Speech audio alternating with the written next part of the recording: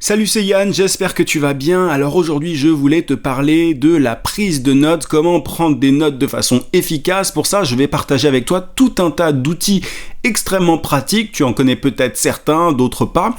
Mais voilà, aujourd'hui, si tu es entrepreneur, si tu es consultant, si tu es freelance, peu importe, tu as sans doute des notes à prendre, que ça soit pour ta création de contenu. Parfois, tu vois, quand tu fais un plan pour un podcast, pour une vidéo ou autre chose, tu as besoin d'un outil pour prendre des notes. Parfois, quand tu fais des conférences, qu'elles soient en ligne ou pas, tu as besoin aussi d'avoir un outil pour prendre des notes efficaces. Moi, j'ai beaucoup galéré à trouver l'outil que j'utilise, voilà, et je suis toujours en recherche de bons outils pour optimiser ma prise de notes, parce que je prends énormément de notes aujourd'hui. Je vais partager tout ça avec toi. Juste avant, je t'invite à mettre un gros pouce à cette vidéo et à t'abonner à la chaîne si c'est pas déjà fait. Alors, premier outil, je vais commencer par le plus logique, par celui que tout le monde connaît ou presque, c'est Evernote. Alors Evernote, ce qui est bien, c'est que ça marche sur tous les ordinateurs possibles, sur tous les téléphones possibles. Ça s'organise comme ça. Alors, je vais pas faire un tuto ultra détaillé sur chaque outil, sinon ça prendrait des heures et des heures. Mais en gros, t'as les différentes catégories à gauche. Là, tu peux organiser tes notes selon différentes catégories. T'as les notes ici, et là, t'as l'endroit où tu prends tes notes. Et tu peux mettre notamment des visuels, différents types de pièces jointes. Tu peux même aller jusqu'au PDF, ce qui est assez pratique. Et tu vois, là, t'as une checklist aussi. Donc au-delà de la simple prise de notes, Evernote te permet de classer tes documents, si tu veux, notamment administratifs, si tu as envie de garder des factures, tout ça, Evernote est vraiment bien pour ça. Moi, le problème d'Evernote, la raison pour laquelle j'ai arrêté de l'utiliser, je l'ai utilisé pendant longtemps, je crois 2 ou 3 ans, mais j'ai arrêté de l'utiliser au bout d'un moment parce que mon souci, c'est que c'est un outil généraliste, c'est un outil qui fait un peu tout, donc c'est une usine à gaz pour moi. J'avais besoin finalement d'un outil qui me permette de simplement prendre des notes de façon très simple sans avoir 40 fonctions différentes, tu vois. Donc Evernote, c'est vraiment bien si tu veux un truc qui fait un peu tout, tu vois, notamment classer tes docs, enfin tu vois, t'as notamment un web clipper. Le web clipper, il est sur Chrome, il me semble, là je suis sur Safari, mais ça te permet en gros d'enregistrer des pages entières, tu vois. T'as un espèce de plugin en haut.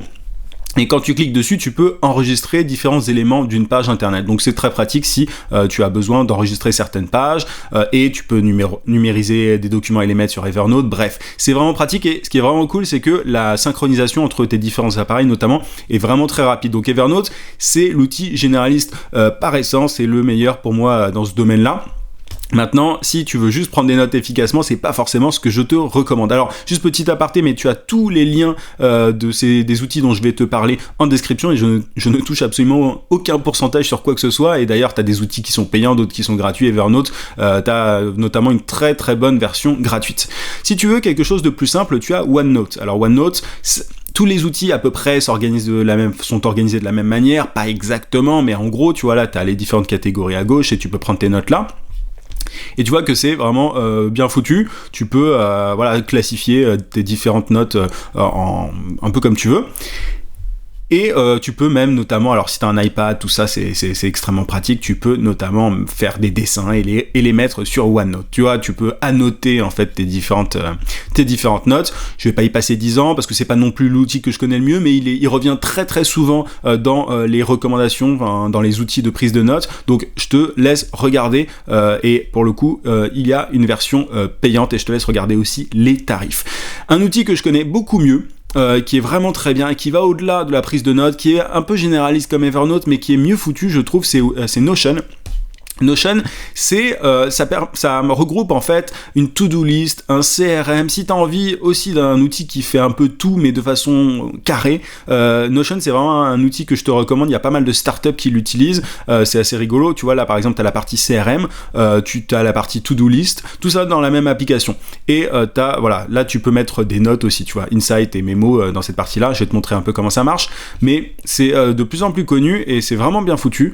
Tu vois, notamment si tu es codeur, tout ça, tu peux mettre du code, enfin tu peux, c'est vraiment, tu peux personnaliser Notion un petit peu comme tu veux. Et sur le site notamment, t'as une petite démo en live, tu vois. Là, je peux te montrer un peu comment ça se passe. Là, t'as les tâches, tu vois. Tu peux les organiser selon un calendrier. Tu peux, il est là, le calendrier d'ailleurs. T'as toutes tes notes, tu peux les mettre ici, tu vois. Quand tu cliques sur cette note, t'as la note et que tu peux organiser un peu comme tu veux. T'as aussi toujours les histoires de checklist, un peu sur tous les outils d'ailleurs. T'as ton CRM qui est là. Donc, c'est vraiment cool. Alors, le seul problème, c'est que ça prend un petit peu de temps au début pour mettre en place l'outil, mais après ça va, franchement une fois que c'est fait, c'est fait. Moi j'ai pris un peu de temps à mettre en place Notion quand j'ai commencé à l'utiliser, mais après voilà, c'est vraiment beaucoup plus facile une fois que t'as pris le truc en main, et tu peux vraiment utiliser l'outil pour ce que tu veux. Un outil encore mieux, et c'est pour ça que moi Notion, c'est pas que je l'ai abandonné, encore une fois tous ces outils là, moi je te les présente pour que tu vois ceux qui te plaisent le plus, mais un outil qui pour moi a l'air d'être encore plus ergonomique, c'est Journal. Alors ils sont encore en phase de bêta, il faut être sur une liste pour accéder à l'application. Moi, c'est un outil qui est utilisable sur ordinateur aussi, mais j'ai même écrit au fondateur la dernière fois pour qu'il me laisse accéder à son truc parce que ça fait des mois que je suis sur liste et pourtant j'ai rien, donc ils sont un peu submergés de demandes, j'ai l'impression. Tu vois, c'est vraiment une bêta, mais les gens adorent le concept. En gros, tu peux simplement remplir aussi ton journal, donc vu que c'est le nom, avec tout un tas de choses. Ça ressemble beaucoup à Notion, mais ce qui est bien, c'est que en fait tu peux importer des notes, tu vois, de différents endroits, Dropbox, Pocket, enfin tu peux importer plus que des notes. D'ailleurs, encore une fois, c'est un outil qui va au-delà de la prise de notes, mais en fait c'est un endroit où tu peux tout concentrer. Tu vois, si t'es comme moi et que tu utilises Slack, Dropbox, Gmail, Calendar, Google Drive, Pocket, alors Evernote non, mais alors ça je sais pas ce que c'est, mais tu vois, la plupart des outils qui sont là, moi je les utilise, et donc au lieu d'aller sur 40 outils différents, ce serait pas mal de pouvoir sauvegarder depuis n'importe où, et Journal te permet de le faire. Donc moi je suis très impatient à l'idée de tester ça. Et alors voilà comment est-ce que ça peut se présenter, notamment pour la prise de notes. Tu peux organiser tes notes comme tu le veux aussi. Alors tu vois, là ça vient de Slack, tu vois, tu peux vraiment amener toutes tes notes d'où tu veux. Et t'as une version aussi, t'as un web clipper, t'as une extension Chrome si tu veux enregistrer des choses de différentes pages, un petit peu comme Evernote, mais en plus ergonomique, pardon. Donc j'ai bien hâte de tester. Et si ça t'intéresse, j'hésiterai pas à faire un petit tuto là-dessus quand j'aurai enfin accès à Journal. Alors sinon, un autre outil de pure prise de notes, là pour le coup, c'est Bear, qui est pour moi plus intéressant. Alors il me semble que c'est uniquement sur iOS, là pour le coup, enfin sur Mac et sur iOS. Là pour le coup, c'est plus intéressant que Evernote parce que c'est vraiment une application très centrée prise de notes et qui est bien foutue. Tu vois, t'as un système notamment de hashtag qui te permet notamment de classer chacune des notes. En fait, t'as des tags, tu peux taguer tes notes et ça va les ranger dans des catégories en fonction des tags définis. Et alors, je te laisse regarder. Moi j'ai un petit problème avec Bear, le seul souci que j'ai, c'est que je trouve qu'il y a une espèce de hiérarchisation des informations qui est un peu bizarre, tu vois, j'ai l'impression, moi je m'y retrouve pas toujours sur Bear, c'est pour ça que j'utilise l'outil que je vais te montrer juste après, mais voilà, chacun son truc. En tout cas au niveau des catégories, c'est vraiment très simple, tu vois, ici à gauche, c'est vraiment très bien foutu, et ils ont une application sur iWatch, il me semble, mais moi j'ai pas d'iWatch, donc ça m'intéresse pas particulièrement, mais en tout cas voilà, c'est très facile de prendre des notes, tu vois, t'as juste à cliquer sur l'icône en bas à droite et tu prends ta note vraiment très rapidement. Voilà, le seul problème c'est la hiérarchisation des infos. Enfin, moi j'ai l'impression qu'on est un petit peu perdu, tu vois, tu peux pas mettre, enfin bon là il y a peut-être pas les titres ne sont peut-être pas assez gros, j'en sais rien, mais j'ai un peu de mal notamment aussi avec l'éditeur de texte, tu vois, qui est un peu spécial. Bon, chacun son truc, mais du coup moi j'utilise Ulysses qui est aussi sur Mac. Alors je te laisse regarder, t'as certains outils qui sont sur Mac, d'autres qui sont sur les deux, d'autres, enfin tu vois, sur Windows aussi, notamment OneNote, évidemment c'est utilisable sur Windows aussi, mais voilà, en tout cas Ulysse, moi c'est vraiment ce que j'utilise, tu vois, je t'en ai déjà parlé il y a pas très longtemps dans une autre vidéo, et ça me permet notamment de classer tout un tas de choses perso, mais c'est vraiment pour moi plus clair en fait que Bear. Après c'est une question de goût pour le coup, mais ça te permet de prendre tes notes, c'est plus une application, un outil en fait de prise de notes que Evernote. C'est pour ça que je suis passé de Evernote à Ulysse, parce que ça me permet d'écrire de façon vraiment en étant concentré, tu vois, sur ma prise de notes plutôt que sur 40 trucs à la fois. Donc t'as un espèce d'éditeur de texte, tu vois, qui est vraiment bien foutu, et tu peux cacher les catégories et cacher les notes pour pouvoir avoir juste une feuille blanche face à toi, ce qui est quand même assez important. Ensuite, un autre outil, alors là je vais pas creuser, mais t'as Standard Notes qui est vraiment très pratique aussi, qui permet, comme son nom l'indique, de prendre des notes de façon standard, 140 fonctionnalités différentes. Donc Si c'est ce que tu cherches, tu as ce qu'il faut ici et c'est évidemment dispo sur Windows, sur Linux, sur Mac, sur mobile, sur Android, enfin sur iOS, sur Android, etc., etc. Un peu comme de plus en plus d'applications maintenant, j'ai envie de te dire. Ensuite, Slide. Alors Slide, ça te permet de prendre des notes de façon collaborative. Tu vois, si tu as une équipe aujourd'hui, si tu as notamment des assistants virtuels ou si si tu travailles avec d'autres freelances, si tu as des employés, c'est une application qui te permet de partager tout ça et notamment de commenter les notes des autres. Alors vous pouvez noter des choses ensemble, c'est pratique notamment lors de réunions éventuellement, tu vois, chacun peut avoir une partie de la prise de notes qui lui est allouée, tu peux catégoriser tout ça, tu peux centraliser toutes tes notes, bref, c'est vraiment un outil de collaboration et c'est vraiment pratique si t'as une équipe, si t'es une TPE ou si t'es une startup, c'est vraiment cool et tu peux faire des commentaires pour, si notamment t'as un rédacteur dans ton équipe, tu peux commenter telle ou telle note pour qu'il corrige tel ou tel truc, bref, donc c'est vraiment cool pour la collaboration. Ensuite, un outil extrêmement simple, je sais même pas si tu connais, mais c'est Google Keep. Alors là, je vais te montrer, c'est tout simple, c'est en gros, tu prends une note et tu fais ça. Et tu vois, ta note apparaît ici. Et ensuite, tu peux te créer des rappels, ajouter un collaborateur, modifier la couleur si tu veux.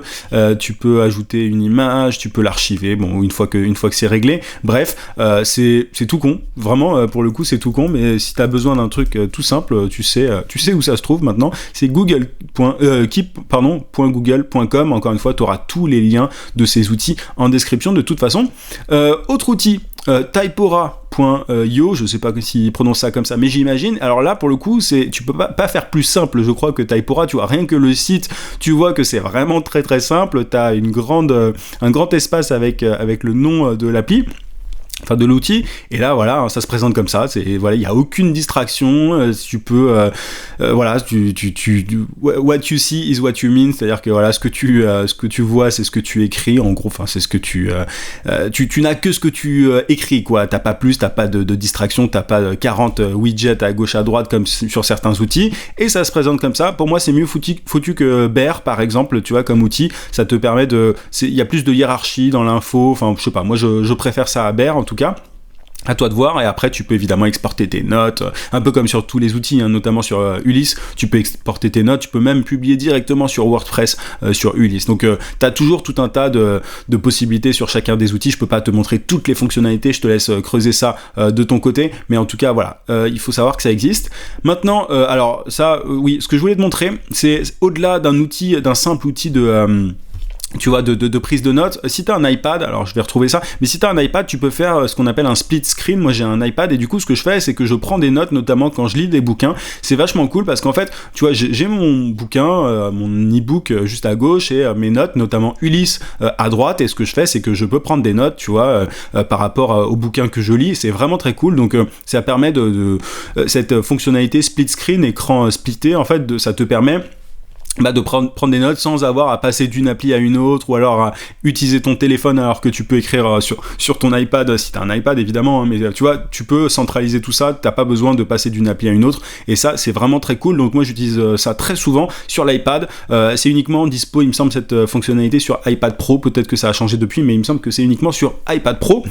Et autre application magique, c'est la dernière dont je voulais te parler, moi celle-là est vraiment géniale. Alors c'est, encore une fois, là c'est sur iOS, donc c'est sur iPhone. Je sais pas s'ils ont une version Android, mais j'imagine que ça doit exister, bien évidemment. Alors elle coûte 5,49€, mais honnêtement ça vaut largement le coup. Qu'est-ce que c'est ? C'est simplement une application. Alors là t'as une iWatch, mais elle est dispo aussi sur iPhone. Ça te permet en fait t'as juste à appuyer, c'est comme son nom l'indique, t'as just press record, tu cliques juste sur record, et en fait tu peux faire une note audio, mais ce qui est génial, c'est que cette note audio est retranscrite et transcrite à l'écrit, en fait, tu vois, c'est juste, c'est transcrit. Alors, c'est pas toujours parfait, il faut parfois repasser un petit peu derrière, tu vois, pour corriger les fautes, mais c'est génial, notamment, tu vois, moi j'ai beaucoup d'idées, je sais pas, tu vois, en sortant de la douche ou ce genre de truc. Donc j'ai mon téléphone, j'ai pas, tu vois, j'ai limite les mains mouillées quand je sors de la douche, mais j'ai une idée, parce qu'on le sait tous, trouver des idées sous la douche, ça arrive très souvent. Donc en gros, tu vois, je clique, je presse sur record, je presse record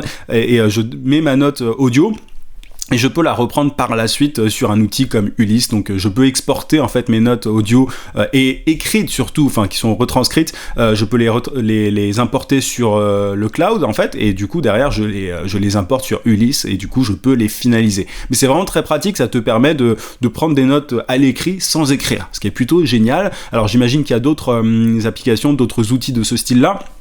Et c'est vraiment très très cool, c'est tout simple, c'est tout con. Et si t'as une iWatch, tu peux faire exactement pareil. T'as un bouton rouge, tu cliques sur le bouton rouge et tu peux faire ta note audio. Ça écrit en temps réel ton texte quasiment, et derrière tu peux le reprendre, le corriger et tout. Donc voilà pour la prise de notes. Ça c'est pour prendre des notes absolument n'importe où, que tu sois en balade, que tu sois dans les transports en commun, que tu sois peu importe. Tu peux juste cliquer, appuyer sur Record pour prendre tes notes. Donc voilà un petit peu. Tous les outils dont je t'ai parlé encore une fois seront en description de cette vidéo.